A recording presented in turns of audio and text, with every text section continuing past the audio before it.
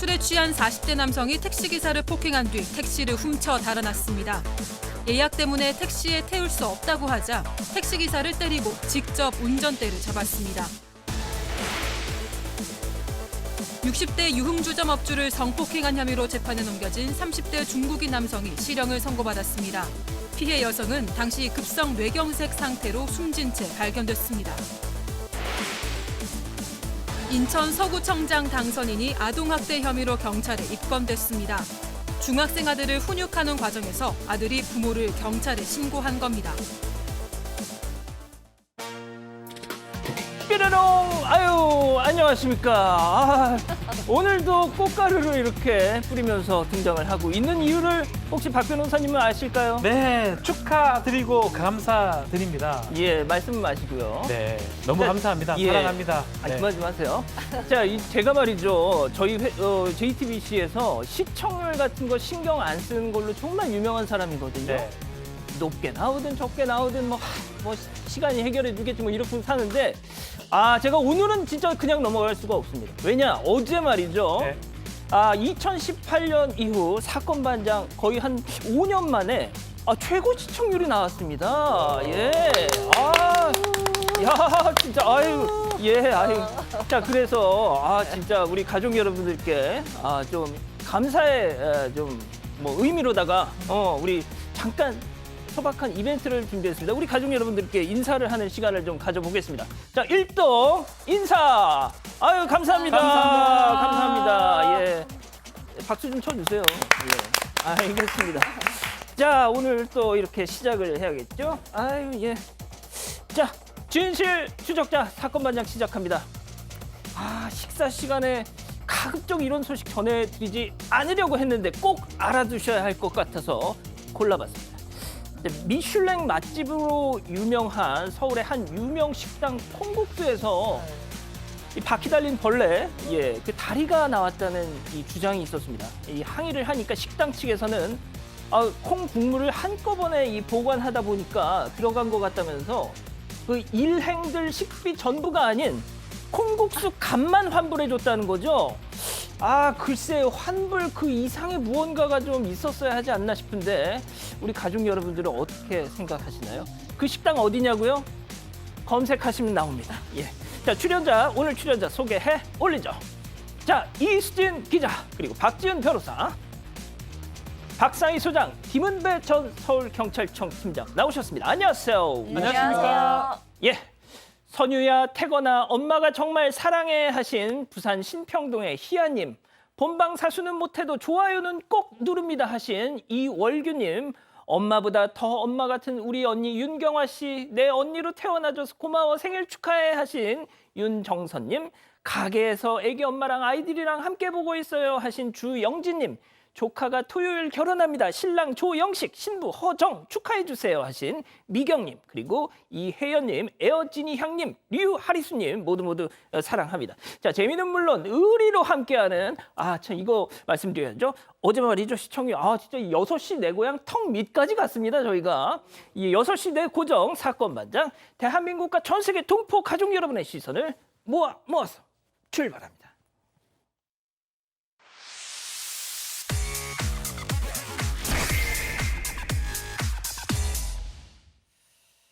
자, 첫 번째 뉴스 보여주시죠. 2분 만에 다 털었다. 하하, 이거 참. 영상부터 함께 보시죠. 자, 가게 앞을 서성이는 저 남자. 잘 보세요. 자, 벽돌 쾅! 쨍그랑 여기가 어디냐? 바로 금은방이었습니다. 잠금 장치까지 풀고 들어가더니 보시는 것처럼 슉슉슉슉 진열된 귀금속을 가방에 쓱 밀어넣고요. 8천만 원 상당의 금품을 훔치는데 단 2분. 참.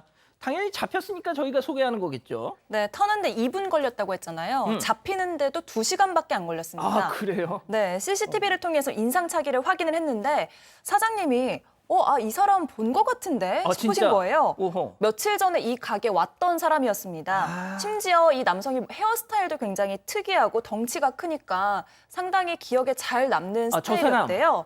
네, 그렇습니다. 이틀 전에 왔을 때. 네, 그런데 가게 온 날 금을 팔았던 겁니다.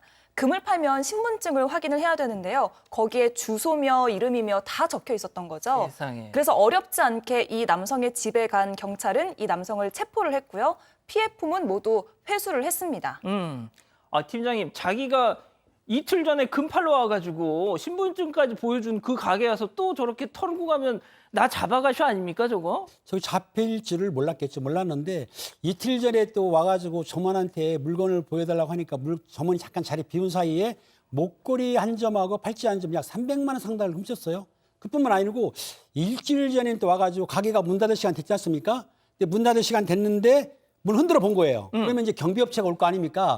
그 시간을 쟀던 거죠. 그러니까 이 도둑은 실제적으로 2번이나 와가지고 예. 그 가게에서 탐색을 하고 미리 예행 연습을 했던 거예요. 답사를 했군요. 그렇죠. 생활비 문제가 아니고 유흥비로 쓸 가능성도 있기 때문에 어떻든 본인 입장에서는 치밀하게 계획했지만은 경찰이 어디입니까?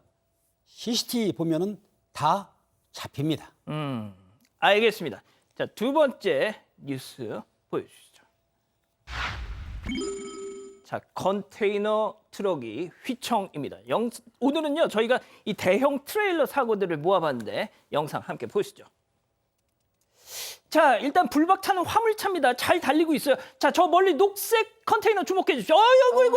이거 안 돼. 캉, 아우, 와, 진짜. 야, 이게 고속도로를 진입하면서 커브를 너무 빨리 돌았던 모양이에요. 아, 이거 참. 자, 또 다른 영상 준비했는데요. 보여주시죠. 역시 고속도로 잘 달리는데, 자, 반대편 차선 주목해 주세요.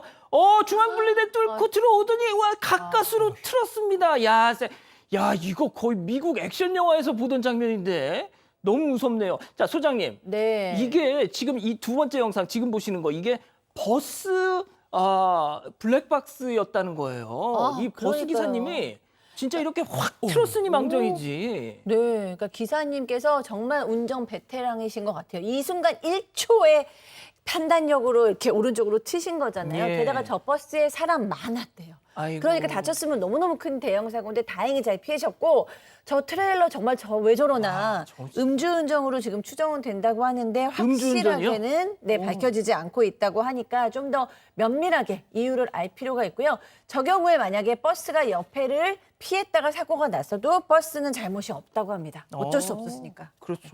그렇죠. 자, 첫 번째 영상 다시 한번 좀 보여주시겠어요? 예. 저거 박 변호사님. 네. 이 진입을 하는데 저 녹색 트레일러 저거 컨테이너 저거 너무 빨리 왔어. 이거는 커브인데. 빠른 것도 빠른 거지만 어. 속도도 좀 너무 많았다고 볼 수 있지만 어. 가장 문제가 고정이 전혀 안 돼 있었어요. 하물 고정은 기본입니다. 그렇구나. 어떤 곳이든 하물 고정을 제대로 하지 않았을 때 처벌도 가능하고요. 지금 보면 제대로 고정만 해놨다 하면 저게 컨테이너가 넘어지진 않았을 거예요. 사실 이 사건 때문에 D 블랙박스 차량도 추돌이 됐지만 저 지역에 3km 정도 구간 정체가 됐었습니다. 아이고. 상당히 처리하는데 시간도 많이 걸렸었고 저 경우는 이 고정하지 않은 컨테이너 차량의 과실 100%로 봐야 될 것 같고요. 어쩐지 좀 진짜 뭐 헐거워 속도도 보이는데. 지금 별로 안 합니다. 그러네요. 방법이 없습니다. 저래 되면 어떤 차량도 피할 수가 없습니다. 그리고 지금 사고가 나가 만약 사람이 다쳤다고 하면 이게 12대 중과실차고에 해당할 수 있습니다. 하물 고정을 제대로 하지 않았기 때문에 5년 이하의 징역 또는 2천만 원의 벌금에 처할 수 있는 교통사고 처리 특례법 위반이 됩니다. 그렇군요. 자, 뭐 약간 좀 조심하셨으면 좋겠습니다. 세 번째 뉴스 이어가죠. 자, 할머니의 침묵에 벌떡입니다. 영상 함께 보시죠. 자, 한 은행 창구에 할머니가 저렇게 들어오십니다. 자, 적금 2,300만 원 든 거 전부 다 현금으로 좀 주세요. 그냥 적금 깰래요. 아하, 이거 딱 들어도 냄새 나시죠, 이거? 어르신의 요구에 갑자기 자, 저렇게 창구 직원 일어나서 잠시 후에 경찰이 지금 출동하고 있습니다. 자, 그리고 할머니를 모시고 어디론가 가는데 말이죠. 팀장님, 우리 가족 여러분들이 생각하는 그 상황 맞습니까? 그렇습니다. 보이스피싱인데요. 그 은행 창구에 와서 저 할머니가 오셔가지고 그 적금을 해약하면서 무조건 현금으로 달라고 한 거예요. 그러니까 은행 직원이 이상하니까 물어봤어요. 어디에 쓰실 거예요, 할머니? 했더니 대답을 잘 못하신 거예요. 그러니까 은행 직원들이 교육이 잘 됐습니다. 보이스피싱이나 싶어가지고 경찰에 신고를 했습니다. 그런데 이 할머니는 이 은행에 오기 전에 벌써 다른 은행에서 2,100만 원을 벌써 찾았던 거예요. 세상에. 그러니까 경찰이 출동하면서 그 얘기를 듣고 나서는 그 계좌 정지하는 게 있거든요. 하고 나서는 바로 와서 할머니한테 얘기 들어보고 설득했기 때문에 돈은 이제 지킬 수가 있었는데 이게 두 가지입니다. 하나는 계좌로 이체하는 법이 있고 아니면은 현찰을 찾게 되면은 대면해 가지고 인출책이 받는 방법이 있거든요. 최근에는 대면에서 돈을 건네는 그런 대면 범죄가 많이 유행하고 있습니다. 여러분들 절대로 그 보이스피싱에 속지 마시고 그 경찰에서 홍보하는 걸 잘 보셔가지고 피해를 당하지 않았으면 좋겠습니다. 자, 저 진짜 저 은행 창구 직원분 칭찬 좀 해주셔야죠. 저 은행 직원이 상당히 좀 뭐랄까 그 교육을 잘 받으신 분인지 모르겠지만 눈치도 그러니까 빨라요. 제가 말씀은 피자. 아, 저 은행 직원도 저한테 연락을 주시면 제가 피자 한 판을 정확히 보내드리겠습니다. 자, 여기서 제가 한 가지 진짜 청기 누설을 좀 하겠습니다. 우리 김은배 팀장님 제가 맨날 뭐 피자 쏘겠습니다 뭐 이런 에이 말로만 막 이랬잖아요. 와, 세상에.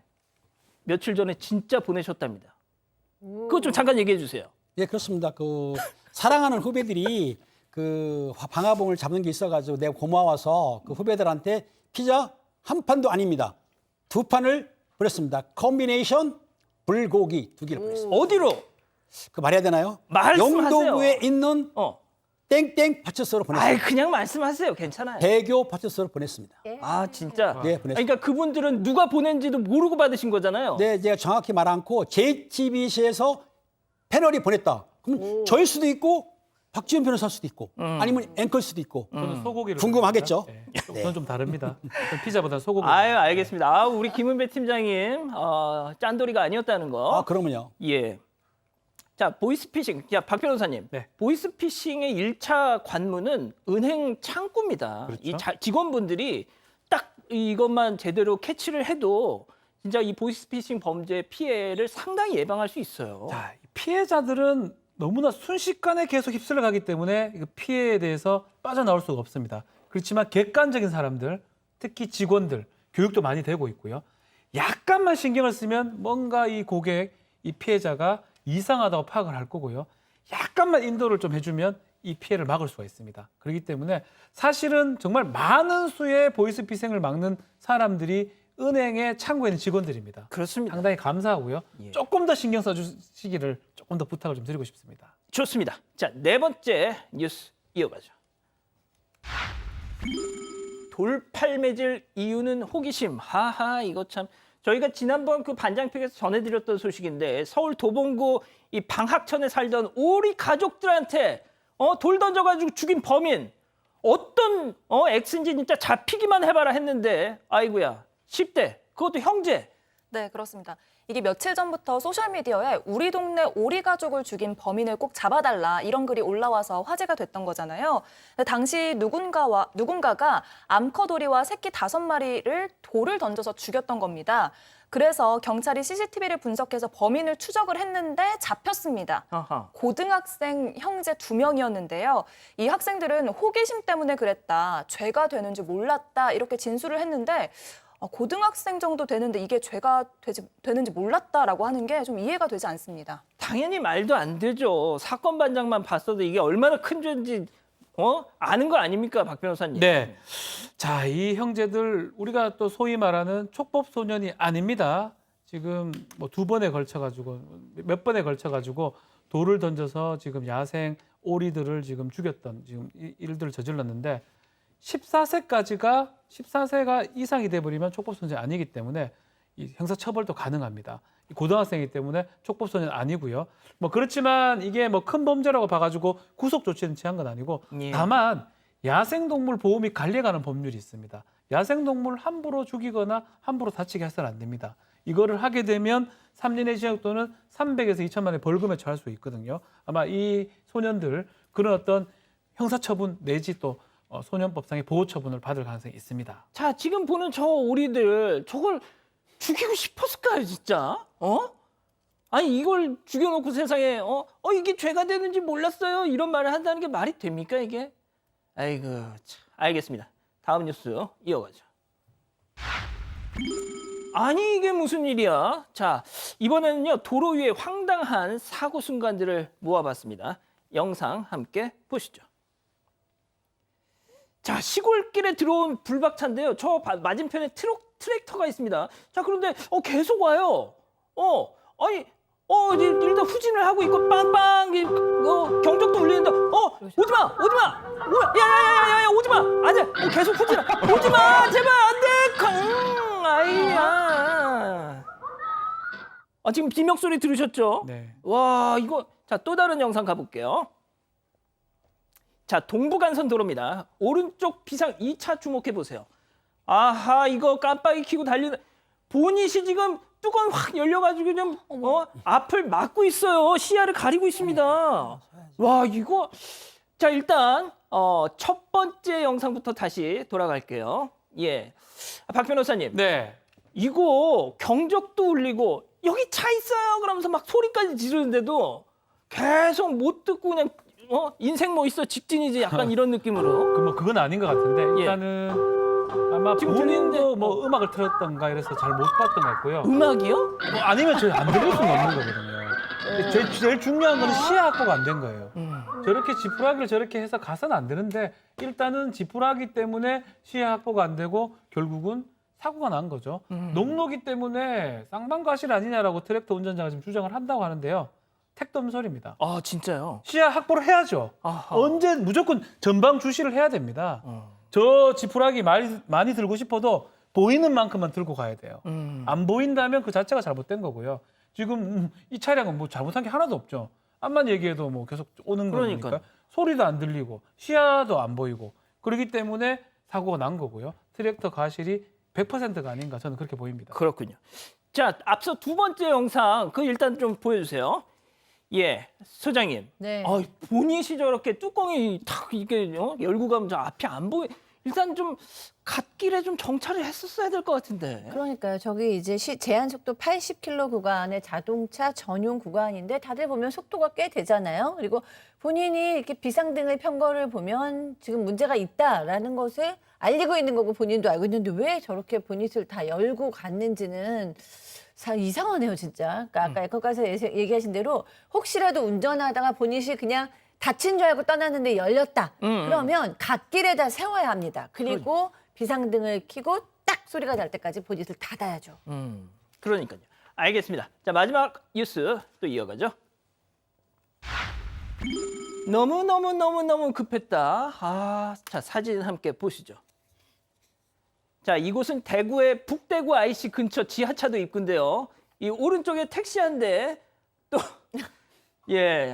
이분 쭈그려 앉아서 뭔가 이렇게 생각하는 사람 로댕 약간 그런 느낌으로 택시 승객이 갑자기 이 항문 관략근에 대한 통제력을 잃고 이렇게 도로 한복판에 지금 식사 시간이라 참 죄송한데 이 정도까지만 자 네. 경험 있다 손. 지금 경험이 있어요. 저는 뭐 저런 데서 뭐 있어도 드시겠습니까? 차마. 예. 근데 저건 진짜 위기 상황이었던 것 같아요. 저기 어딘지 알겠어요. 아세요? 그러니까 서울로 치면 자동차 전용 도로입니다. 자동차 고향이시니까. 예, 저 대구에 오래 살았기 때문에 자동차 전용 도로에서 저 정도 상황이 온다는 거는 어지간하면 참을 수 있는 상황이거든요. 우리 소위 말하는 이게 좀 방송에 적절한 급동이라고 표현을 많이 하잖아요. 이게 풀리는 방송에서 급한 그런 게 생겼는데 예. 정말 급했던 것 같아요. 자동차 전용 도로에 많은 사람들이 보는 데서 그래서 저는 조금 이런 말씀을 좀 드리고 싶습니다. 제 어떤 경험은 말씀? 아닙니다. 약간 급하게 오기 전에 처리를 했었어야 돼요. 화장실 좀 갈만할 때 갔었어야 되고 저게도 말고 어떤 뭐 이런 말 좀 그렇지만 어떤 또 갓길이 있는 곳이 있어요. 그리고 그 옆에 풀숲이라든지 그게 가능한 곳이 근데 저기는 진짜 너무하지 않습니까? 저기는 너무한 거예요. 사실. 풀숲. 저것은 간병분호 같은 데거든요. 올림픽대로 같은 곳이거든요. 그렇군요. 근데 너무 앵커님 제가 한가해요. 보기엔 예. 저게 지금 저분이 이제 급변이지 않습니까? 그거는 참을 수가 있어요. 가능합니다. 소변은 못 참는데 큰 거는 참을 수가 있거든요. 아니에요. 참을 수 있어요. 참아요. 꼭 내가 한 거 아니. 참아요. 관략근은 항문 못 참아요. 관략근에 대한 통제력을 완전히. 근데 저거 한 10분간 15분간 여유가 있거든요. 그러면 그때 그 전에 조치를 좀 취했어야 된다. 저는 그 말씀 꼭 드리고 싶습니다. 이거 뭐 사건에 다룰 건 아니지만 예. 어쨌든 간에 저 자리에서 하는 거는 본인도 너무 창피스러웠을 겁니다. 근데 그럼요. 네. 시청자분들도 좀 저런 모습을 보면 모르는 척 해주자 그렇게 말씀하셨습니다. 이걸 진짜 누가 찍었어 그걸 또 왜? 진짜. 알겠습니다. 저번에 승재현 의원 있잖아요. 승재현 의원도 이 생방송 중에 화장실 간다고 잠깐 자리를 비웠었습니다. 예. 하지만 저는 그걸 다 말해버렸었죠. 예. 자, 그리고 어제 잠깐 전해드렸죠. 뮤지컬 배우 옥주현 씨가 동료 배우 김호영 씨를 고소했다는 이야기. 아사리 파는 옛말이다. 요즘은 옥장판. 그러니까 뮤지컬 캐스팅에 개입했다는 그 논란 말이죠. 결국 옥주현 씨 오늘 SNS에 사과문을 저렇게 올렸습니다. 그러면서도 엘리자벳 그 작품 10주년 공연 캐스팅에 나는 어떤 관여도 하지 않았다. 이렇게 강조를 했더라고요. 또한 이 옥장판 발언을 했던 동료 배우 김호영 씨에 대한 고소도 취하하겠다는 뜻을 밝혔더군요. 자, 경기도 구리시 돌다리 이 곱창골목 인근 가성비 참치 맛집 한땡 참치 함태준 사장님 보고 계신가요? 최상급 참치를 저렴하게 즐길 수 있는 가성비 맛집으로 유명하시다고요. 자, 구리에 살고 계신 사반 가족 여러분, 오늘 불금은 참치입니다. 활성 비타민을 알아? 먹으면 바로 빡 흡수가 쏙쏙 온몸에 쫙 피로가 싹 힘이 아로나민 골드 대세는 활성이야. 이것은 분명한 공기밥. 오로지 100% 쌀과 물로만 지어 밥 본연의 풍미만 가득 담아냈으니까 더미식 밥 먹기 전에 풍미부터.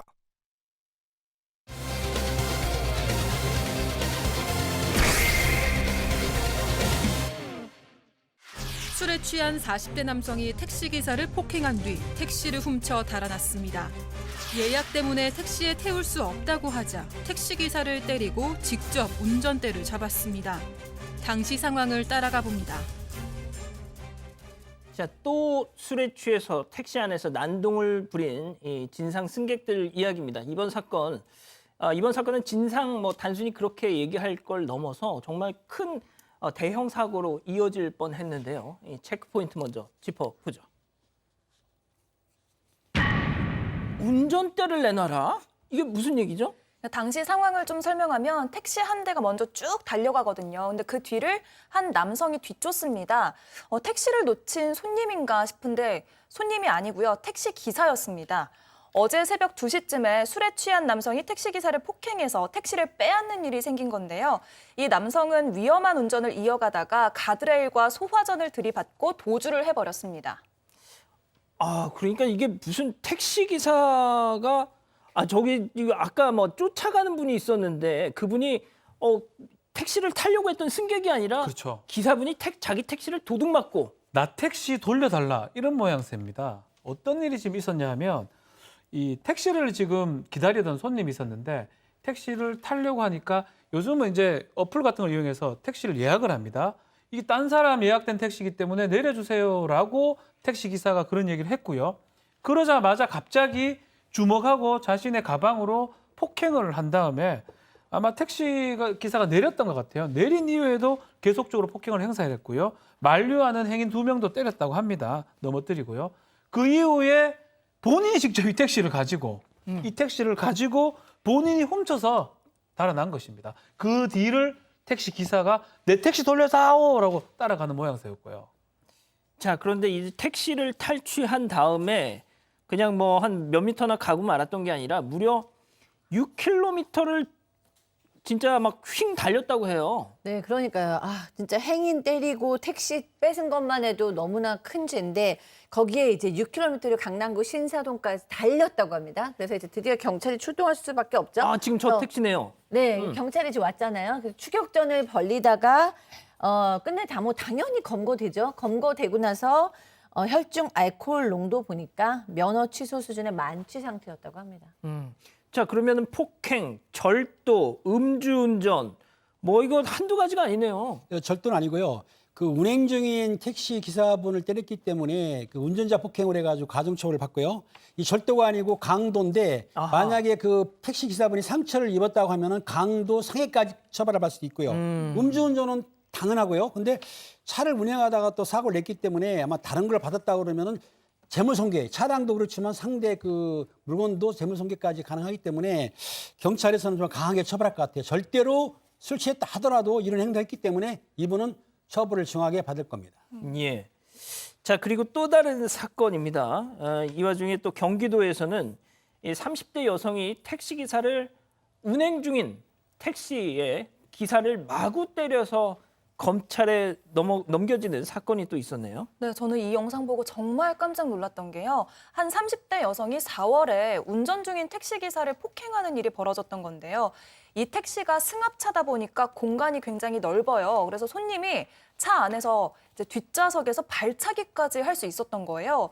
그러니까 택시기사님 막 발로 차고 뭐 기사님 쪽으로 와서 소리 지르면서 운전대를 빼앗으려고 했습니다.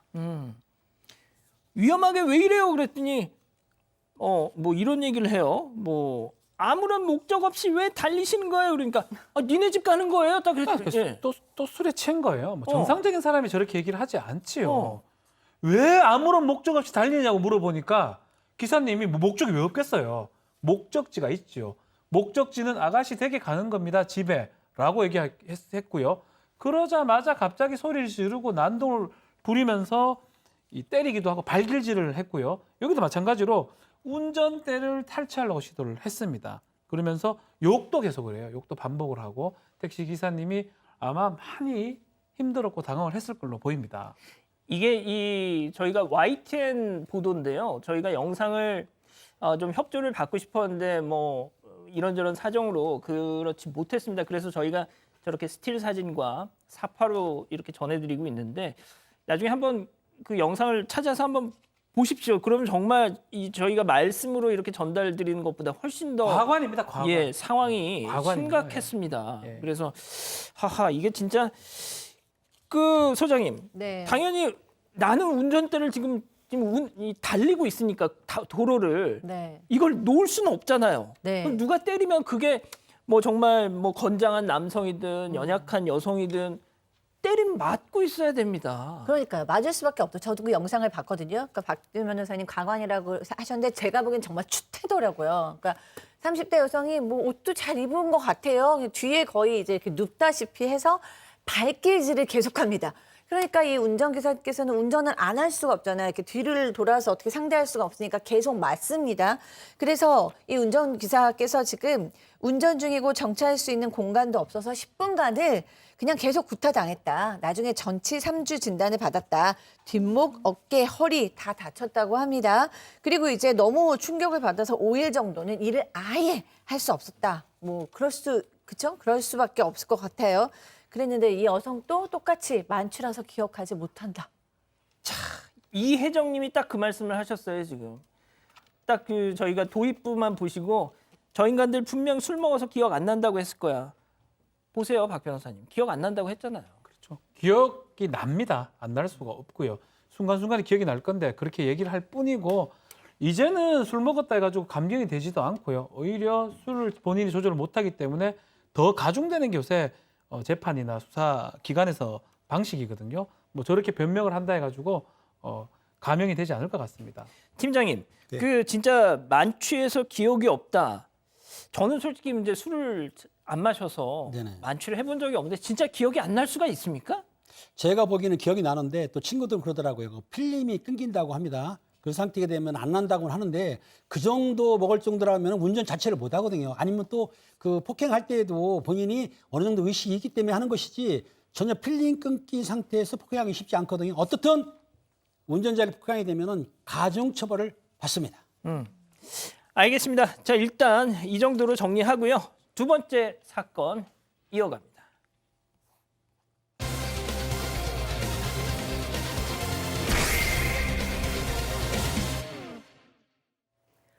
인천의 한 주점에서 손님인 남성과 가게 주인 여성이 함께 술을 마십니다. 남성은 주점에서 나왔고 가게 주인은 다음 날 쓰러진 채 다른 손님에게 발견되는데요. 여성은 별다른 외상은 없었지만 이미 사망한 상태였습니다.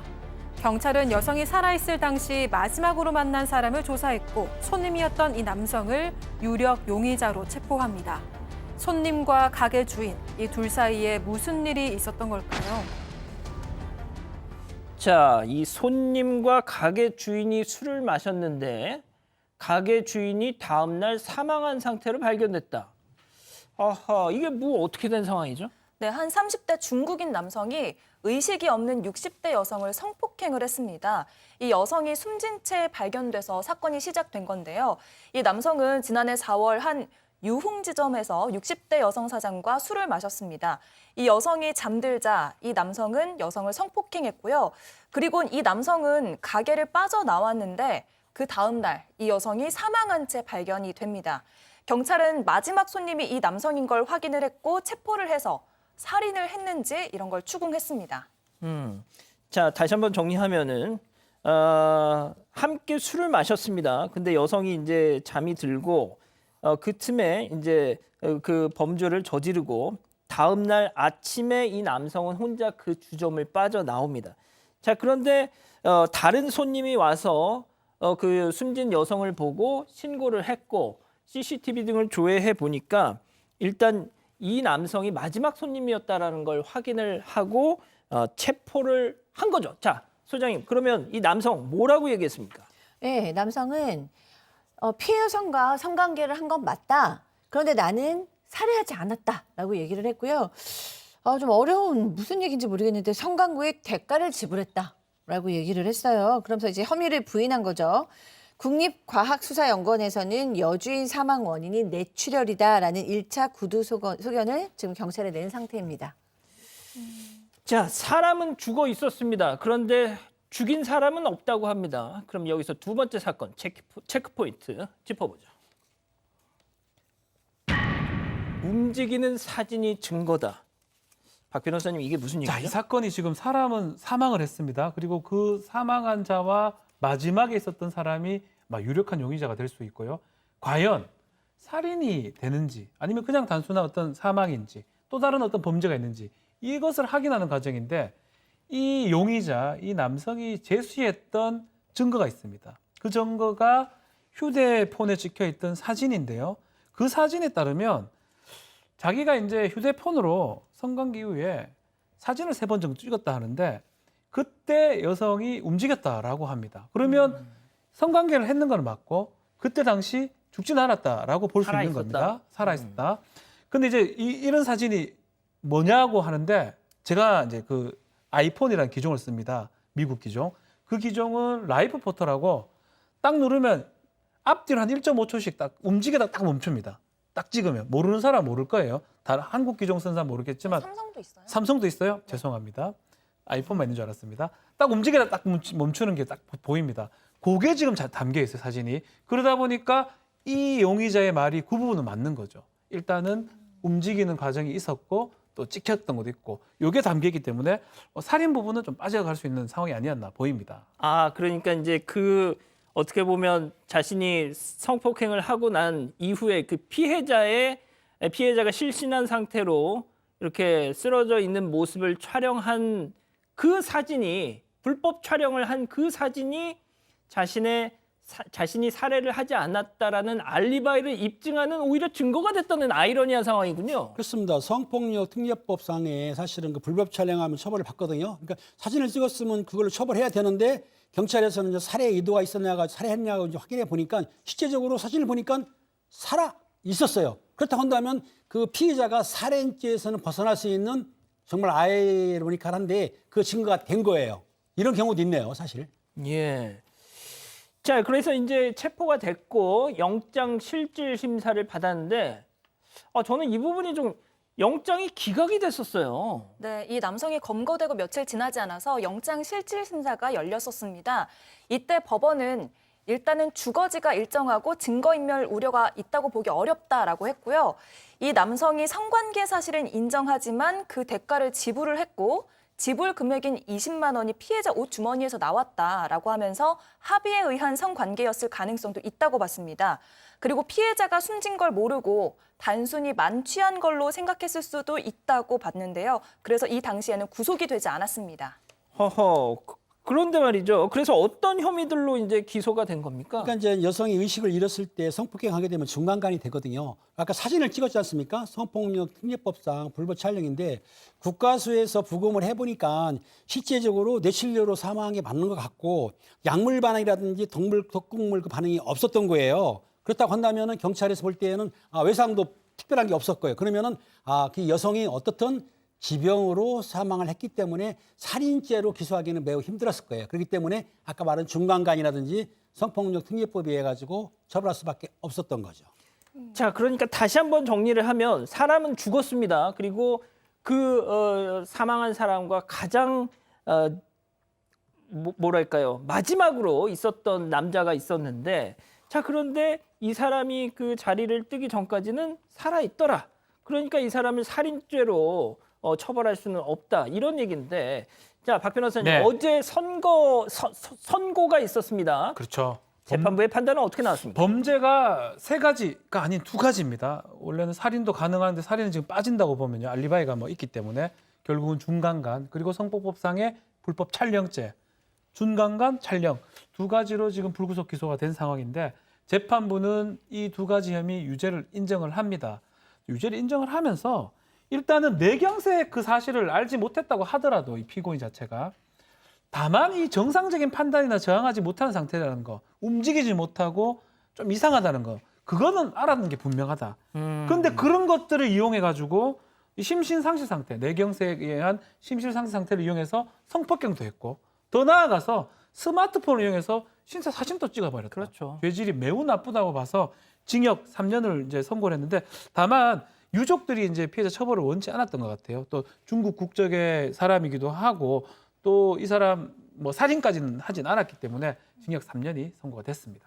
아, 지금 우리 가족 여러분들이 그럼 사망 원인이 뭐야라고 지금 말씀을 하시는데, 그러니까 급성 뇌경색으로 이제 일단은 사망한 걸로 확인이 된 상황입니다. 자, 그런데 지금 이 재판부도 지적을 했듯이 소장님께 좀 여쭤볼게요. 그러니까 술에 취해서 정신을 잃고 있는 상황하고 뇌경색으로 심신 상실 상태에 빠져 있는 거하고 이게 구분이 안 될까요? 저는 이게 좀 그 부분이 이해가 안 됩니다. 재판부가 저는 지적했듯이. 상대가 아프다, 굉장히 컨디션이 안 좋다, 도리어 이 사람을 안전하게 좀 쉬게 해주거나, 혹은 또 뭐 굉장히 인류애가 있는 사람은 병원으로 데려가야 된다, 이런 생각을 했을 것 같다는 느낌이 들거든요. 그러니까요. 그러니까 누구나 뇌경색이 일어나면 그 증상이라는 게 뭐 그냥 감기 앓는 정도로 축 늘어져 있는 게 아니라 생명이 위태로울 수 있는 몸의 반응들이 있잖아요. 그럼요. 실제로 사망했고. 예, 예. 근데 그 여성을 보고 성관계를 하고, 그다음에 이제 의식이 있는 사람, 의식이 없는 사람한테 대가를 20만 원을 준들, 그게 무슨 뭐 소통에 의한 대가도 아니고요. 그렇죠. 그러니까 그냥 뭐 주머니에 넣어놓고 나왔다는 얘기일 가능성이 있는데, 글쎄요, 이게 살인이 아닐지라도 굉장히 저는 반인간적이다라는 생각이 들고, 3년? 글쎄요, 좀 너무 작지 않나요? 예. 구분이 가능하지 않을까 싶어요. 저는 뭐 제가 뭐 의사는 아니고 전문가는 아니지만, 이 심신 상실 상태인데 뇌경색의 상태하고 음주의 심신 상태 구별이 가능하다고 분명히 봐야 될 것 같고요. 뇌경색이라 그러면 사실 대화 불가능했을 것 같고 상당히 축 처지는 모양새인데, 그런 것들을 지금 박선희 선생님 말씀처럼 이 피고인은 그냥 무시하고 했던 걸로 보입니다. 그러니까 최소한 응급 조치를 그렇죠. 하지 그 부분 않은 데 때문에, 대한 그 부분 때문에 이 사망에 대한 책임도 좀 있어야 되지 않을까 그러니까요. 하는데, 이제 문제는 뭐 검찰도 그렇고 법원도 그렇습니다.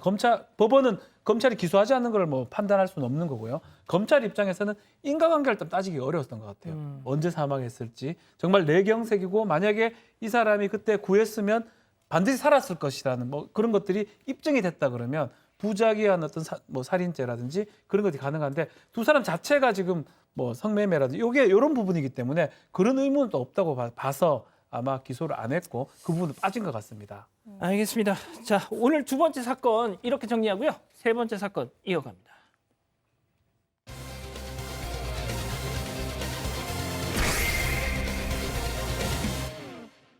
인천 서구청장 당선인이 아동학대 혐의로 경찰에 입건됐습니다.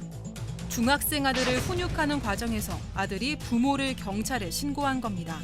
어떻게 된 일인지 알아봅니다. 자, 이 이슈는 말이죠. 우리 가족 여러분들의 생각, 의견도 정말 저는 너무너무 궁금합니다. 채팅창에 의견들 좀 많이 올려주세요. 자, 한 중학생이 있습니다. 중학생이 자기 부모를 경찰에 신고했어요. 네, 인천에서 한 중학생이 경찰에 자신의 부모를 신고를 한 건데요. 어제 자정이 다 된 시간이었습니다. 부모님이 문을 열어주지 않아서 집에 못 들어가고 있다. 비밀번호가 바뀐 것 같다. 이렇게 신고를 한 건데요. 일단 경찰은 중학생이 학대를 당했을 가능성이 있다고 보고 안전한 곳으로 옮겼다고 합니다. 자, 중학생 이 아들이 친구들과 놀다가 그 시간에 들어간 건지 뭐 언제는 그것까지는 모르겠습니다만 아무튼 중학생이 자정 즈음에서 집에 갔다. 뭐 당연히 늦게 들어간 거죠. 자, 그런데 문을 열고 들어가려고 그랬더니 삐삐삐삐 했더니 비밀번호가 바뀌어 있었다는 거죠. 자, 그런데 이 사건이 더욱 논란이 된 이유 따로 있었습니다. 체크포인트 짚어보죠. 공약 1호, 아이 키우기 좋은 인천 서구입니다. 그렇죠. 아, 이게 좀 문제예요. 인천 서구청장이 강범석 씨인데 당선인입니다. 이 당선인이 이 아이의 아버지인데 이 당선인이 후보 시절 때 가장 내세웠던 공약 중 하나가 아이 키우기 좋은 서구 1호 공약으로 내세웠어요. 그 유권자의 마음을 잡는다라고 했는데 본인 아이가 잘 안 크고 있어요. 이렇기 때문에 지금 아이 낳기 좋은 서구, 아이 살기 좋은 서구, 강범석의 공약 이렇게 됐는데 지금 아이가 학대가 된 상황이거든요. 그러다 보니까 이게 말이 되냐? 그러니까 아들에게 중학생 아들에게 고소당한 아버지, 신고당한 고소라고 보는 아버지. 집에 못 들어가니까 신고당한 아버지. 아, 경찰 아저씨 저 집에 못 들어가요 하다 보니까 신고를 당했죠. 아, 그 신고당한 뾰로롱. 그 뾰로롱 또 비슷한데요. 아이에 관한 공약들이 상당히 많은데 문제는 중학생 본인의 아이가 어쨌든 간에 경찰에 지금 아동 학대 당했다라고 신고가 된 그런 상황인 것입니다. 이야, 이게 참 소장님 이거 어떻게 해야 됩니까? 이러면은 진짜. 아, 네, 이거 진짜 할 말이 좀 많은 이슈 같아요. 예. 일단은 지금 뭐 아이는 문 열어주지 않았다. 나는 학대당했다라고 경찰에 신고한 거고 부모는 그게 아니라 아이가 집에 귀가하기를 거부했다 지금 얘기를 하는 거예요. 그러니까 지금 아이가 중학생이다 보니까 이게 사춘기 중학교 아이의 무분별한 어떤 그냥 절제하지 못하고 막 집에도 안 들어가고 친구들하고 돌아다니다가 이제 화가 나니까 경찰에 신고해버리고 왜냐하면 사춘기 때는 사실 아이들이 좀 전두엽이 덜 발달했기 때문에 온전한 이성적인 합리적인 판단하기가 어렵거든요. 그런 상황인지 아니면 아이가 이 정도 가루로 폭발할 수밖에 없게 평소 때도 부모님의 양육에 좀 문제가 있거나 아이가 참지 못하는 상황이 계속되어 온 것인지 이거에 대해서 좀 면밀히 따질 필요가 있어 보입니다. 자, 지금 그런데 이 제 팀장님이 뭐가 됐든 그래도 가장 옛날 세대를 좀 이해하시니까 옛날 같은 경우에 아이들이 속썩이면 사실은 혼내기도 했습니다. 쫓겨나셨죠? 쫓겨난 적은 없고 저는 밥을 굶은 적은 있어요. 늦게 들어오면은 너는 밥도 못 먹고 다니냐 안 해주는 거예요. 근데 이걸 당연히 알았어요. 그리고 한두 대 머리 쥐어박는 거라 죄송합니다. 머리 쥐어박나든지 아니면은 손바닥으로 등짝 맞는 거는 다 반사였죠. 팀장님 그 어렸을 때 네.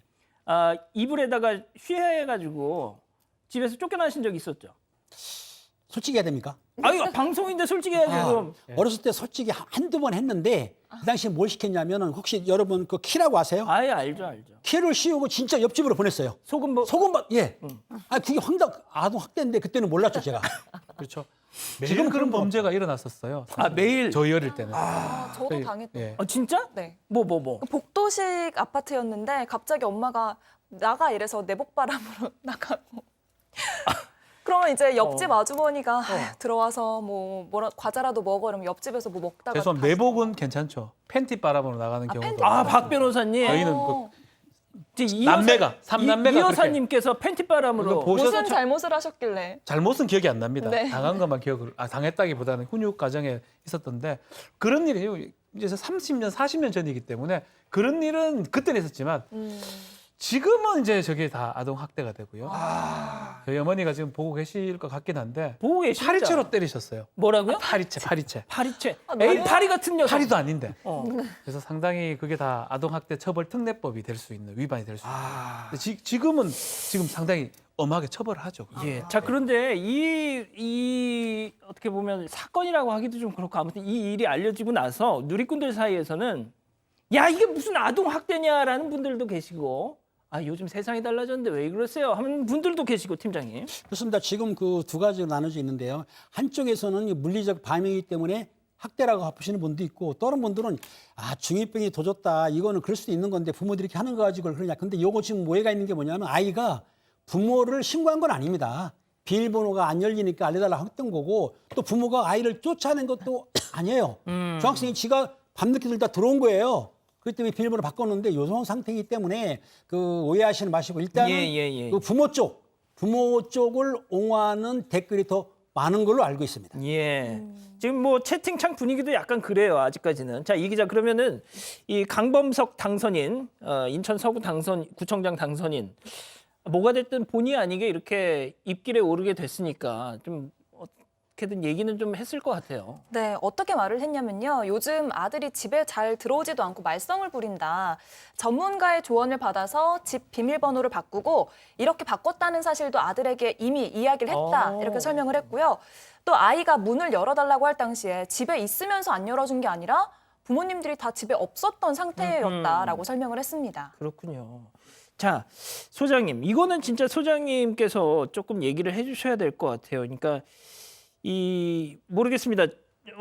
저도 이제 약간 좀 나이가 좀 있어서 그런지, 뭐 이 정도까지고 뭐 아동학대 아니 어떻게 보면 가정 내에서 이루어지는 훈육에까지 국가 권력이 이렇게 개입을 해야 되느냐라는 생각도 저는 좀 들거든요. 네. 일단 뭐 아이들을 때리는 것은 뭐 거의 이득이 없다라는 것은 교육학자나 심리학자들이 다 이제 이구성성으로 얘기를 하는 건데요. 그럼에도 불구하고 이제 뭐 사랑의 매라고 우리가 얘기하는 감정이 들어가지 않은 정말 아이들의 행동을 바꾸기 위해서 뭐 손바닥을 때린다던가 밖에 나가서 서 있게 한다던가 어떤 의자에 앉아 있게 한다던가 뭐 이런 것들까지는 뭐 학대나 뭐 체벌로 보기는 좀 어렵다라는 의견들도 많습니다. 사실은 이제 저도 좀 그렇게 생각하는 편이고요. 근데 이제 그렇지만 아이들 또 사춘기 아이들은 굉장히 아까도 얘기했듯이 아직은 호르몬도 그렇고 뇌도 그렇고 커가는 중이기 때문에 어른은 아니에요. 그래서 이성적이고 합리적인 어떤 대화가 좀 안 될 수도 있거든요. 그럴 땐 좀 기다려주고 그 아이하고 어른의 마음으로 대화를 시도하는 것은 좀 중요합니다.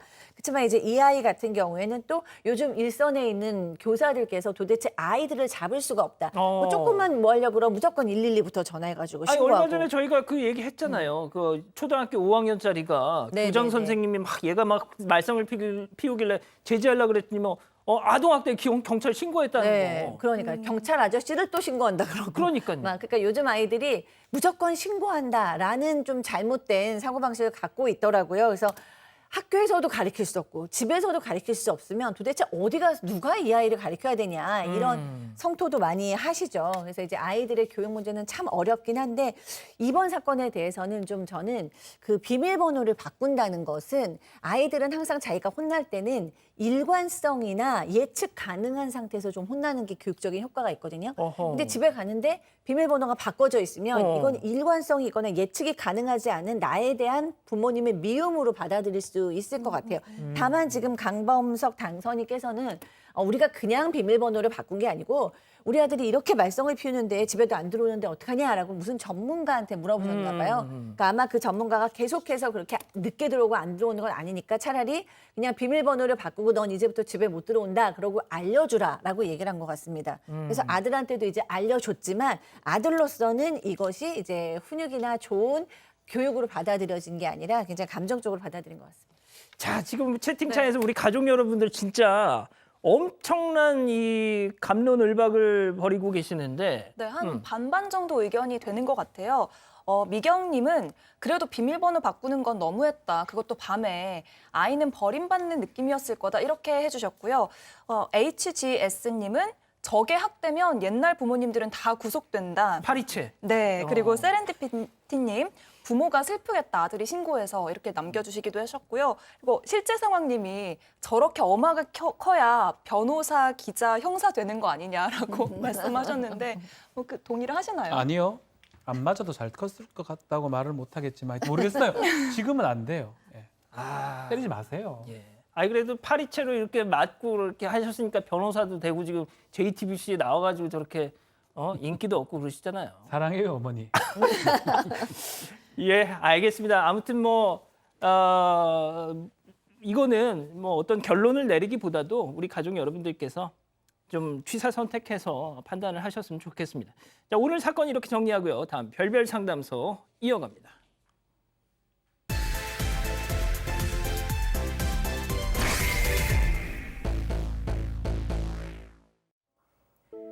결혼한 지 1년, 신혼의 단꿈에 빠져있던 30대 남성 김 씨는 지난밤 아내와 크게 다퉜다고 하는데요. 김 씨는 아내와 결혼하기 전 10년 넘게 만났던 여자친구가 있었다고 합니다. 그런데 전 연인은 시한부 판정을 받았고 어쩔 수 없이 이별을 선택했다고 하는데요. 이후 소식을 알 수 없었던 전 연인. 그런데 지난밤 그녀가 끝내 병을 이기지 못하고 세상을 떠났다는 소식을 듣게 된 겁니다. 마지막 인사를 하고 싶었던 김 씨는 아내에게 전 연인의 장례식장에 다녀오겠다고 말했다고 하는데요. 그런데 아내에게 돌아온 대답은 장례식장에 가면 이혼이라는 겁니다. 전 연인의 장례식 참석이 정말 이혼 사유가 되는 건가요? 예, 이거 저 개인적으로 제가 아는 분이 있습니다. 그러니까 좀 차마 말씀 못 드리겠습니다만 유명한 분인데 너무 똑같은 상황이에요. 그분 같은 경우는 재혼을 해서 아이들도 뭐 어지간히 키웠는데 전 부인이 오랜 병투병 끝에 돌아가셨어요. 그러니까 현재 부인에게 양해를 구하고 그 전 부인의 빈소가 차려지자마자 가장 먼저 가서 조문을 했더라고요. 자, 저는 그걸 딱 보고 그 정도라면 진짜 인간적인 도리를 다 한 게 아닌가라는 생각이 일단 들었는데 일단 이 오늘 사연에 대해서 좀 집중을 해보겠습니다. 자, 제가 자꾸 이런 얘기가 나올 때마다 백다희 아나운서의 생각은 당신이라면 어떻게 할 거예요? 뭐 이런 걸 물어보게 되는데 만약에 백 아나운서라면 헤어진 전 연인이 사망했다. 지금 만나는 사람한테 어떻게 얘기를 하고 가겠어요? 아니면 몰래 가겠어요? 아니면 가지 말라고 하면 안 가겠어요? 저는 얘기를 하고 다녀올 것 같습니다. 끝이에요? 네. 그 정답이죠, 뭐 그게. 얘기를 하고 간다. 네, 얘기를 솔직하게 하고 다녀오겠다고 얘기를 할 것 같습니다. 너무 담백합니다. 예? 예? 너무 담백하다고요? 그러니까. 예. 뭐 구조만 한다든지 뭐 이런 것도 있을 것 같은데. 예? 구조만 잠깐 하고 온다. 그러니까. 상주 역할을 하지 않는다. 그러니까. 뭐 그런 역할도 있을 것 같은데. 알겠습니다. 제가 또 백다희 아나운서를 너 말을 왜 이렇게 짧게 막 이렇게 막 뭐라고 하면은 댓글에서 욕을 엄청 먹어요. 또 갑질한다고 선배가. 뭐 그게 중요한 게 아니고. 자, 일단 이 기자, 네. 결혼한 지 1년 된 신혼부부. 네. 연애 기간도 1년이었고요. 결혼한 지도 1년이 좀 안 됐습니다. 그러니까 다 해봐야 만난 지 2년밖에 안 된 사이인 건데요. 두 사람은 30이 넘어서 만났고 성격도 모나지 않고 둥글둥글해서 자연스럽게 결혼 이야기까지 가게 됐습니다. 연애하면 이전 연애 이야기 좀 할 수도 있잖아요. 근데 김 씨는 오래 만났던 사람이 있었다라는 이야기를 아내에게 했었고요. 아내도 뭐 결혼 전에 만났던 사람에 대해서는 크게 신경 쓰지 않았던 상황이었습니다. 자, 그러면 이 김 씨의 과거 얘기를 좀 안 할 수가 없을 것 같은데 10년 넘게 만난 그 여자친구가 시한부 판정을 받으면서 헤어진 거잖아요. 네, 이건 슬픈 드라마인데요. 그러니까요. 네, 10년 넘게 만났고 굉장히 사랑했다고 합니다. 그래서 결혼을 약속을 했는데 결혼 준비를 했다고 합니다. 하는데 이제 건강 검진을 받았어요. 근데 건강 검진에서 여자친구가 암에 걸렸다는 사실을 알게 된 겁니다. 그래서 이제 당연히 우리 같이 극복하자라고 얘기하면서 결혼 준비를 계속 하고 싶었는데 치료하기는 좀 늦은 상태여서 치료를 같이 하기는 어려웠고 여자친구 곁을 옆에서 지키고 싶었는데 여자친구가 극구 나는 이제 그냥 사람들 없는 데서 쉬면서 지내고 싶다. 이렇게 남자친구가 있는 게 도리어 더 힘들다라는 얘기를 해서 그 고집을 꺾을 수 없어서 이별을 받아들였다고 합니다. 팀장이 보니까 진짜 뭐 상대에게 실증이 나서 헤어지거나 이런 게 아니라 자기가 시한부 환자다 보니까 그렇죠. 이 사랑하는 사람의 어떤 인생까지 이렇게 그렇게 만들 수는 없으니까 딱 잘라서 헤어지자 한 거잖아요. 그렇죠. 그 여성분이 참 아름다운 마음이신데 가슴이 아프네. 어떻든 간에 휴대폰도 없애버리고 그리고 본인이 이사를 가버렸어요. 그리고 주변 친구나 지인한테 연락도 안 하고 그러니까 소식을 못 찾은 거예요. 알 수도 없는 거죠. 소식을 못 들었는데 이 남성이 너무나 사랑했기 때문에 6개월 동안 방황을 했다고 그래요. 그런데 그 영어로 말하면 out of sight, out of mind이란 말이 있습니다. 안 보면 마음도 멀어져요. 그러니까 멀어진 거예요. 그러니까 안 보고 이제 일상을 찾아가고 평안을 찾고 본인 생활에 직장도 다니면서 편하게 지냈던 거죠. 참 슬픈 이야기입니다. 그러니까요. 자, 그런데 뭐 겨우겨우 그 이별의 아픔을 극복하고 일상생활을 할 수 있게 됐다고 해도 아니 자기가 10년 넘게 만난 그렇죠. 전 여자친구가 나를 받아서 지금 시한부 인생을 사는데 그거 새 사랑을 시작할 수 있겠습니까? 죽을 때까지 새로운 사랑을 못 만날 것이다. 본인은 뭐 그렇게 생각한 것 같아요. Forever love. 전 반대로 좀 얘기하겠습니다. 김의 팀장은 뭐 아웃 오브 사이트, 아웃 오브 마인드 하는데 저는 뭐 이분은 슬픈 끝까지 사연인데 좀 끝까지 분위기 좀 잡아보세요. 예, 끝까지 하려고 했는데 부모님의 또 눈치를 좀 봤던 것 같아요. 그래서 그건 아니고 한번 만나는 좀 보자 싶어서 누가 소개를 좀 해주는데 그 사람을 만나는데 아마 이 투병중이 여자친구도 뭐 그 좀 허락을 해줬던 뭐 허락은 아니지만 바랄 거라고 본인이 생각했고요. 그래서 만났는데 지금의 아내를 소개를 받았는데 예. 지금의 아내하고 또 상당히 호감을 또 느꼈던 것 같아요. 그러다 보니까 나중에 결혼까지 또 하게 된 것으로 보입니다. 예. 자, 그런데 이 기자, 일단 이렇게 10년 동안 사귀었던 연인과 헤어지고 또 더 그렇다고 뭐 그냥 온전하게 헤어진 게 아니라 시한부 이런 얘기를 알고 새 사람을 만났다고 해도 이게 잊기가 쉬웠을까요?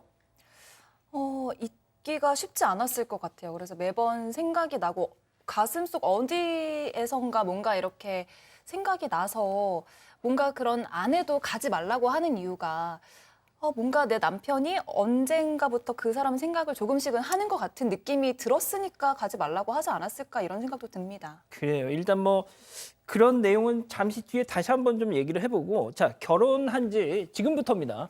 자, 결혼한 지 1년이 채 되지 않았던 어느 날 결국 그 10년 동안 사귀었던 전 연인이 아이고 세상을 떠났다는 연락을 받았어요. 네, 그 김 씨한테 퇴근길 모르는 번호로 전화가 왔습니다. 저장은 안 되어 있는데 뒷번호가 뭔가 좀 익숙한 번호였던 거죠. 받아보니까 전 여자친구의 어머니였습니다. 어머니는 이제 전 여자친구가 세상을 떠났다 이렇게 전했는데요. 딸이 마지막까지 사랑했던 사람이었기 때문에 이 소식은 알려줘야 할 것 같아서 전화를 했다는 겁니다. 그런데 이 어머니는 장례식장에 오지 말아라 라고 얘기를 했는데 이미 이제 김 씨가 결혼을 했으니까 딸도 결혼해서 행복하게 잘 살길 바라기 때문에 뭐 장례식장에 올 필요 없다라고 말씀을 하셨고요. 이제 우리 딸을 잊고 잘 살라 뭐 이렇게 얘기만 남기고 전화를 끊으셨습니다. 아이고 오지 말라고 한다고 안 갈 수 있겠어요, 팀장님? 그렇습니다. 그 여자친구는 남자친구가 결혼해서 잘 산다는 걸 얘기 들어서 알고 있는 거예요. 그런데 이 남자친구 뭐가 있었냐면 여자친구가 암에 걸렸지 않습니까? 근데 마지막까지 지켜줘야 되는데 못 지켰다는 죄책감이 있었던 거예요. 그래서 그 미안한 마음도 그렇고 정리할 마음으로 꼭 장례식장에 가고 싶은 마음이 있었던 거기 때문에 제가 보기에도 이론상으로는 가야 돼요. 실무적으로는 몰래 가셔야 되는 거죠. 아니 근데 자 여기서 충격적인 오늘 우리 팀장님에 대한 천기누설을 좀 여러 번 하게 되는데 경험이 있으시다고요? 네, 저 같은 경우는 첫사랑이 사실은 암으로 사망을 했는데 그 연락을 받았어요. 그래서 제가 와이프한테 말을 해야 되나 말해야 되나. 근데 그 지역 동네이기 때문에 소문이 났기 때문에 할 수 없이 제가 말을 했습니다. 사모님한테? 네. 그때 우리 와이프가 좀 쿨한 사람이거든요. 인상 하나 한번 싹 썼다가 피면서 당신이 알아서 하세요. 근데 요자가 올라가질 않았어요. 알아서 하세요. 이거는 내가 볼 때는 승낙인 거죠. 그래서 제가 닭골당에 가가지고 화나도 하고 좀 안정된 마음으로 갔다 왔죠. 갔다 왔는데 와이프 눈치를 착 봤더니 평화롭더라고요. 그래서 우리 와이프는 마음이 넓구나. 맞죠? 아까 잠깐 인상이 확 이런 적이 있었다면서요? 처음에는 인상이 근데 쓴 게 아니고 눈이 찌푸렸다가 바로. 그러니까 제가 보기에는 생각에 제가 집사람을 잘 얻었구나. 라고 생각이 들어요. 그건 제가 나중에 사모님께 직접 여쭤볼게요. 어떠셨는지. 야, 소장님. 네. 그런데 자, 지금부터입니다. 아내, 지금 함께 살고 있는 아내, 결혼한 지 채 1년이 안 된 아내. 네. 오빠 거기 가지 마. 네. 그 정도가 아니에요. 오빠 거기 가지 마. 갔다 오면 이혼해. 네, 아주 강경합니다. 절대 갈 수 없다. 라고 얘기를 하는 거예요. 그러니까 이제 김 씨는 너무한다. 그래도 거기 갔다 와야지 이해를 할 수가 없다 해서 큰 싸움이 났습니다. 지금 사파에 딱 나와 있네요.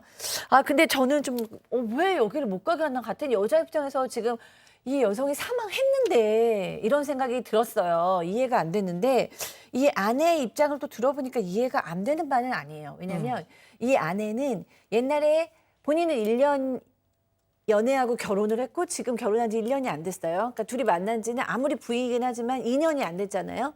근데 이 남편이 10년도 넘게 만난 여자가 있다라는 거는 알고 있었어요. 그러니까 이 남자가 한 여자만 너무 오래 사랑했기 때문에 아마 우리 남편 마음에는 예전에 그 첫사랑이었던 여자가 아마 깊게 잊지 못할 것이다라는 마음이 이제 있는 거죠. 근데 그런데다가 이 아내가 그 전 여자친구가 아팠다는 거는 알았지만 시한부 판정까지 받았다는 건 몰랐다고 합니다. 그러니까 이제 그냥 아팠던 여성이 이제 사망했구나. 그래도 아직도 저 여자를 사랑하니까 저렇게 애달지 이렇게 생각했던 거예요. 그러니까 시한부 판정을 받아서 너무 마음 아프게 헤어졌다는 거는 이제 모르는 상태였다고 합니다. 자, 제가 우리 가족 여러분들 반응은 제가 잠시 후에 다시 이수진 기자한테 묻고 이 관련 사연에 달린 댓글을 제가 몇 개 좀 소개를 해드릴게요. 베스트 댓글이 뭐였냐면 양쪽 다 윈윈하는 건 그러니까 지금 부부 둘 다 윈윈하는 것은 신랑이 말 없이 그냥 조용히 다녀오는 것이다. 저는 그게 정답인 것 같은데. 자, 그런데 거기에 달린 대댓글을 소개해 드릴게요. 저것도 말 못하고 갈 사이면 뭐하러 살아. 또 그게 그런 것도 아니고요. 그분은 하나는 알고 하나는 모르시는 거예요. 이런 갈등을 일부러 야기시킬 필요는 없는 거예요. 또 그리고 그 조문을 가가지고 부조하고요. 멀리서 추모하고 오면 되는 거예요. 그 멀리서 떠나가는 거 보고 울고 싶으면 울고. 그럼 아내가 물어보면 안 간 거잖아요. 안에 들어가진 않았잖아 많이. 살짝 갔다 온 거잖아요. 살짝. 그러니까 이 서로 좋을 수 있는 방법들이 있는데 굳이 이렇게 부딪히는 게 저는 이혼 같은 걸 지금 항상 보는 변호사 입장에서 좀 안타깝습니다. 이게 트리거가 된다는 느낌이 자꾸 들어서 안타까운 생각이 듭니다. 자, 팀장님은 이 아내의 마음 이해가 되십니까?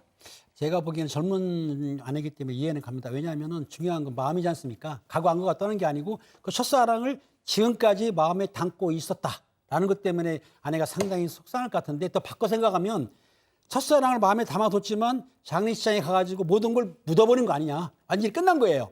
그 생각 마음 편한데 아무튼 첫사랑의 여자를 찾아간다는 자체가 아내로서는 조금 가슴이 아프겠죠. 그때 다녀오셨을 때 사모님한테 뭐 선물 같은 거 하셨어요? 선물은 제가 안 했습니다. 우리 와이프는 쿨하니까 할 필요가 없었죠. 아이, 그거는 팀장님 생각이고. 아이. 그런가요? 근데 우리는 시간이 오래됐잖아요. 알겠습니다. 뭐 그럴 수 있겠네요. 자, 그렇다면 일단 우리 소장님 말씀은 마지막에 듣는 걸로 하고요. 이쯤에서 별별 상담소 오늘의 궁금증 짚어보죠. 이거 진짜 어렵습니다. 이거 전 연인의 장례식장 참석 분명히 가지 말라고 했는데 만약에 갔다 그러면 이거 이혼 사유가 될까요? 어렵진 않아요. 뭐 이렇게 이혼 사유 되긴 어렵다고 봐야 돼요. 민법상 이혼 사유가 6가지 중에 마지막 6호 혼인을 지속할 수 있는 중대한 사유, 기타 중대한 사유 그거에 해당한다고 이제 볼 수 있는 부분인데 이것을 계기로 해서 극단적인 상황에 갔을 때 이거는 방아쇠 같은 거거든요. 그게 될까 봐 지금 하는 거예요. 제가 계속 말씀드리는 거는 방아쇠가 안 발사되기 안 당기기 위해서 남편과 아내가 조심해야 되는데 그것을 만약 해버리고 그 이후에 어떤 행동들이 일어난다 그러면 그 이혼 사유가 될 수가 있고요. 지금 이 단계로 이혼 사유라고는 보기는 어렵다라고 생각합니다. 자, 소장님. 네. 지금 뭐 난립니다. 우리 가족 여러분들 채팅창에서. 네.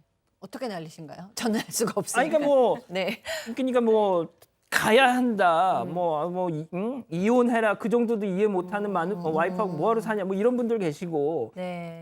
아니 와이프가 그거 가지 말라고 했는데 그걸 뭘 길을 쓰고 가려고 그래. 뭐 이런 분들도 계시고. 네. 근데 전 남녀의 문제로 보면은 아내를 이해할 수 있어요. 아내로서는 정말 온전히 1년도 안 된 내 남편이 나의 남편이기만을 바랄 수 있는데 인간으로 보면 일단 인간의 도리라고도 할 수 있겠지만 사실 누구나 다 사람은 상실을 겪으면 애도를 해야만 합니다.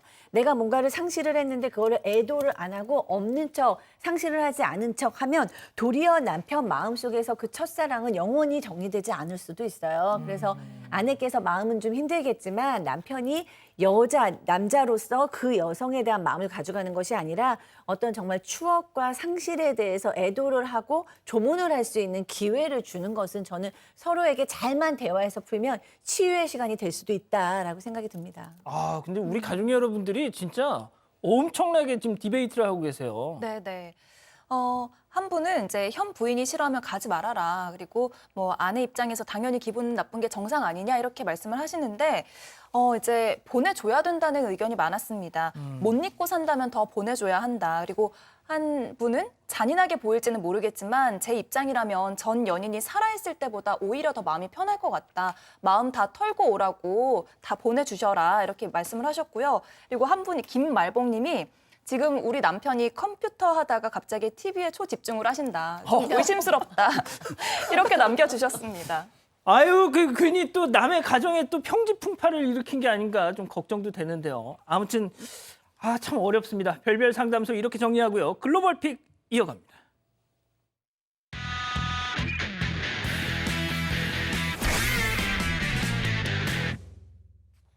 첫 번째 픽 미국으로 가보시죠. 지하철역. 네, 한 여성이 갑자기 정신을 잃고 지하철 선로에 떨어집니다. 뒤따르던 경찰이 망설임 없이 곧바로 내려가는데요. 경찰이 여성을 끌어당기려 하자 허공에 손을 흔드는 모습도 보입니다. 지하철 오면 어떡해요? 그러니까요. 지하철이 역에 진입하기 몇 분 전에 다행히 두 경찰은 이 여성을 안전한 곳으로 끌어올리는 데 성공을 했습니다. 네, 이후 머리를 다쳐 병원으로 이송이 됐는데 다행히 안정을 되찾았다고 합니다. 정확한 이유는 알려지지 않았는데요. 당시 이 여성은 의학적인 이유로 정신을 잃었다고 알려졌습니다. 천만다행이네요, 진짜. 그래도. 그러니까요. 당시 브루클린 지역의 한 역에서 경찰이 순찰을 돌던 중이었기 때문에 이렇게 빠른 구조가 가능했다고 하는데요. 뉴욕 시민들은 여성의 생명을 구한 두 경찰을 영웅이라고 불렀습니다. 자, 다음은 미국으로 가보시죠. 뭔가요 이거? 카페 직원이 종이 한 장을 들고 사장에게 다가갑니다. 직원이 내민 건 배달 영수증이었는데요. 주문 내용이 뭔가 이상하다는 거겠죠. 주문자의 요청 사항을 살펴보니 경찰을 불러달라 이렇게 적혀 있었던 건데요. 당시 카페 주인의 이야기 직접 들어보시죠. You could see it was real because it was rushed. The wording was not right, but you could still understand what they were meaning. So you knew, when you read the note, you know it's not a prank, but you see it in the movies. You don't see it in real life. 네, 가게 사장과 직원들의 신고로 경찰이 배달앱에 적힌 주소지를 급습을 했는데요. 그곳에는 실제 20대 여성이 감금이 돼 있었습니다. 이 피해 여성은 사건 발생 몇 시간 전에 온라인에서 알고 지낸 남성과 처음으로 만났대요. 그런데 태도가 갑자기 돌변한 남성이 그녀를 집으로 납치를 한 겁니다. 세상에. 그런데 이 여성이 기지를 발휘해서 배달 음식을 주문을 하면서 구조 요청 메시지를 보냈고요. 납치 5시간 만에 극적으로 구조가 될 수 있었습니다. 카페 직원들 정말 센스 진짜 눈치. 와. 그러니까요. 장난이라고 오해할 수도 있었잖아요. 위기에 처한 여성을 도운 카페는 이 사건으로 일명 돈줄이 났습니다. 배달업체 측이 카페를 지원한다면서 5,000달러, 그러니까 우리 돈으로 600만 원 정도를 전달을 한 건데요.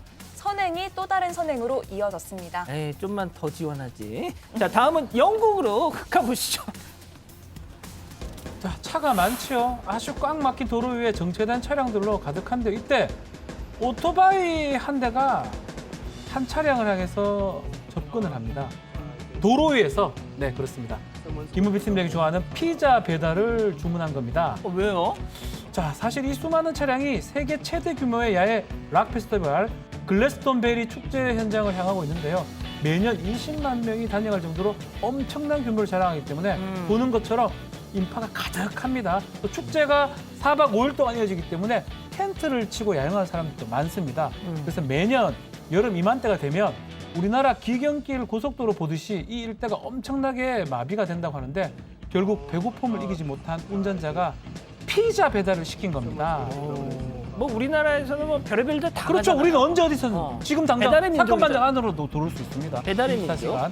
근데 우리나라는 익숙한지는 모르겠지만 깜짝 놀라는 여성의 모습 보이십니까 혹시? 거의 미션 임파서블 이걸 보는 것 같은 느낌인데요. 되게 신기하네요. 예, 연신 감사 인사를 하면서 피자를 지금 건네받고 있습니다. 땡큐 베리 머치 뭐 이렇게 하고 있어요. 정치된 도로 위에서 갓 구운 피자를 먹다니 정말 맛있을 것 같아요. 이야. 그렇죠, 김배 팀장님? 알겠습니다. 자, 다음은 최근 온라인에서 화제가 되고 있는 영상 함께 보시죠. 자, 도로 위에 베개를 양팔로 붙잡고 이상한 포즈를 취한 남성들이 보입니다. 코믹 영화의 한 장면으로 같은데 사실 이곳이 호텔이라고 해요. 호텔요? 예, 벽도 없고요, 천장도 없고 사방이 뻥 뚫려 있죠. 침대 옆에는 쌩쌩 달리는 차들도 있고 주유소도 위치해 있습니다. 이게 이름하여 영성 호텔이에요. 5성, 3성 아니고 영성 호텔. 영, 빵, 지로. 하지만 있을 건 다 있어요. 더블 베드, 협탁 스탠드, 또 고급 호텔에만 있는 또 맞춤형 버틀 서비스도 제공이 된다고 합니다. 조식을 포함해서 하루 숙박비가 $337, 우리 돈으로 44만 원에 이용할 수가 있습니다. 이 호텔을 만든 쌍둥이 설치 미술가 리클랭 형제 이야기 한번 들어보실까요? In dieser neuen anti-idyllischen Version des Nuschenhotels geht es nicht um Schlafen. Also im Zentrum steht nicht der Schlaf, sondern die Selbstreflexion über die aktuelle Weltlage. Das Übernachten hier wird zum Statement für die Dringlichkeit notwendiger Veränderungen in der Gesellschaft.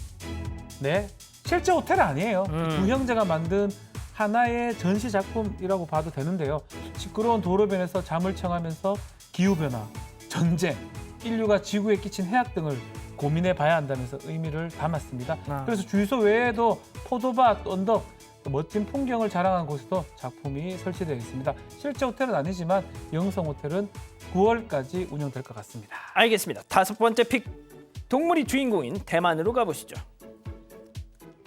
한 강아지가 곤히 자고 있는 아기에게 다가갑니다. 아기가 깨지 않게 조심조심 옆으로 가더니요. 한참 동안 상태를 저렇게 살피는데요. 그리고는 입에 물고 있던 자신의 간식을 아기에게 건네줍니다. 아무래도 아기가 자다가 배가 고프진 않을까 이렇게 걱정이 됐던 모양이에요. 와, 쟤 진짜 대단하다. 그러니까 자기 간식까지 양보하는 게 동물로선 쉽지 않은데요. 이 모습을 발견한 주인이 강아지에게 다시 간식을 건네줬고요. 아기는 이걸 먹을 수 없다라고 말을 하니까 강아지가 간식을 받아들고 그제서야 맛있게 먹기 시작했다고 합니다. 저 강아지는 아기한테 약간 모성애 같은 걸 느끼나? 그러니까요. 근데 물론 처음부터 이랬던 건 아니라고 하는데요. 올해 3월 말에 견주가 아이를 출산을 했는데 처음 집에 데리고 왔을 때만 해도 질투가 엄청났다고 하는데 저렇게 이제 사랑을 베풀 수 있게 된 거죠. 야, 진짜 신기하네요. 알겠습니다. 자, 사랑하는 사건 반장 가족 여러분, 주말에는 장맛비가 잠깐 주춤한다고 합니다. 행복한 주말 보내시고요. 저희는 다음 주 월요일에도 별이 6개 저녁 6시에 다시 옵니다. 자나깨나 오미크론 조심. 안녕히 계십시오.